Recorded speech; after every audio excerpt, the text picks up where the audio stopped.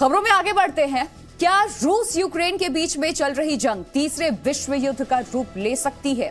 ऐसा हम इसलिए कह रहे हैं क्योंकि रूस के राष्ट्रपति पुतिन ने पहले एटमी हमले की धमकी दी, फिर उन्होंने तीसरे विश्व युद्ध की आशंका जताई और अब उन्होंने कहा कि नाटो का यूक्रेन को समर्थन वैश्विक आपदा का कारण बन सकता है। यानी कि पुतिन ने यूरोप के देशों को आखिरी चेतावनी भी दे डाली और ये चेतावनी पहली दफा नहीं है, इससे पहले भी चेतावनी इन्होंने दी है। रिपोर्ट देखिए।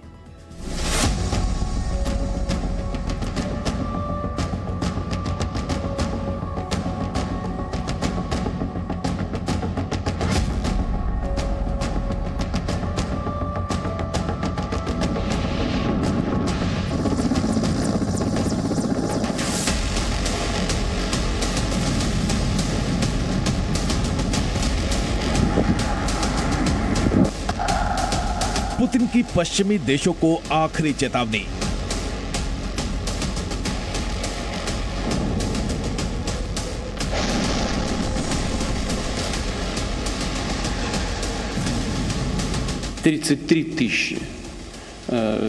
человек мобилизовано находится уже। पुतिन का गुस्सा नाटो पर पड़ेगा भारी।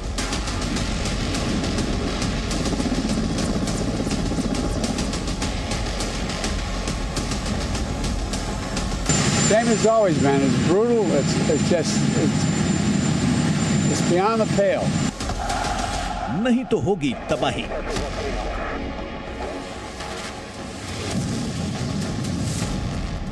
रूस के राष्ट्रपति व्लादिमीर पुतिन अब पश्चिमी देशों से आर पार की लड़ाई के मूड में दिख रहे हैं।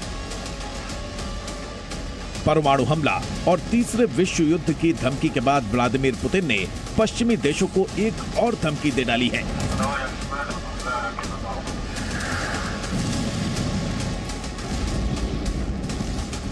कजाकिस्तान के दौरे पर पहुंचे पुतिन ने सीधे तौर पर यूक्रेन की मदद करने वाले नाटो देशों को चेतावनी दी है।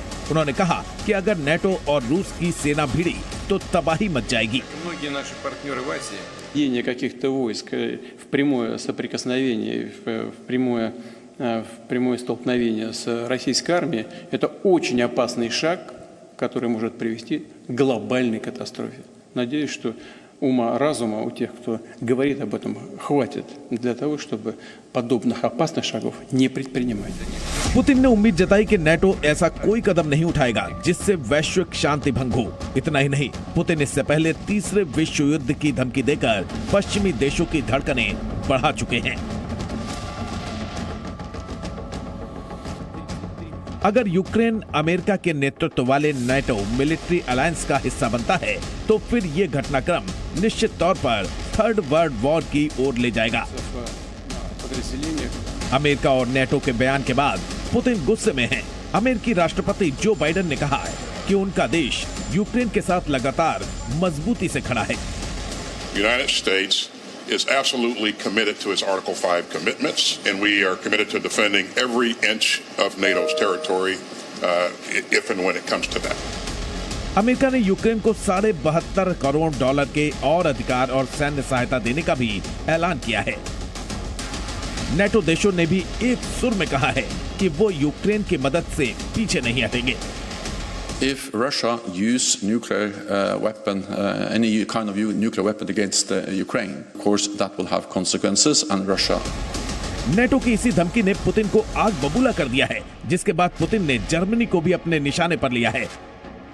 पुतिन ने कहा है कि जर्मन अधिकारियों ने जर्मन नागरिकों की भलाई के बजाय नाटो संबंधों को प्राथमिकता देकर एक बड़ी गलती की है।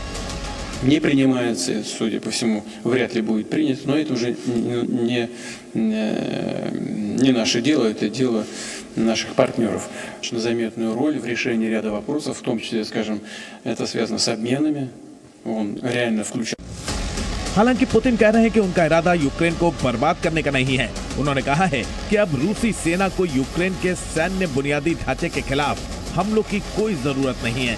इसके बावजूद रूसी सेना यूक्रेन को तबाह करने में जुटी है। ज़ेलेंस्की की सेना भी पलटवार करने से नहीं चूक रही है। यूक्रेन के राष्ट्रपति वोलोदिमीर ज़ेलेंस्की ने अब तक रूस के 65,000 सैनिकों के मारे जाने का दावा किया है। Загальні втрати ворога тільки убитими вже наближаються до 65 тисяч. Стільки громадян Росії віддали своє життя за можливість купки людей у Кремлі ігнорувати реальність. І по тому, як триває російська могилізація, можна сказати, що і 100 тисяч загиблих громадян Росії не спонукатимуть Кремль про щось задумати. इस बीच खबर यह भी है कि पुतिन ने नेटो बॉर्डर से सिर्फ 20 मील दूर 11 न्यूक्लियर बॉम्बर्स तैनात कर दिए हैं। बताया जा रहा है कि अगर हालात बिगड़े तो पश्चिमी देशों को कड़ा संदेश देने के लिए पुतिन के आदेश पर रूसी सेना नेटो बॉर्डर पर बम बरसा सकते हैं। यानी पुतिन ने तबाही के बटन पर हाथ रख दिया है, बस उसे दबाना बाकी है। और अगर नेटो जंग में शामिल होता है तो फिर तीसरा विश्व युद्ध होना तय है। ब्यूरो रिपोर्ट, जी मीडिया।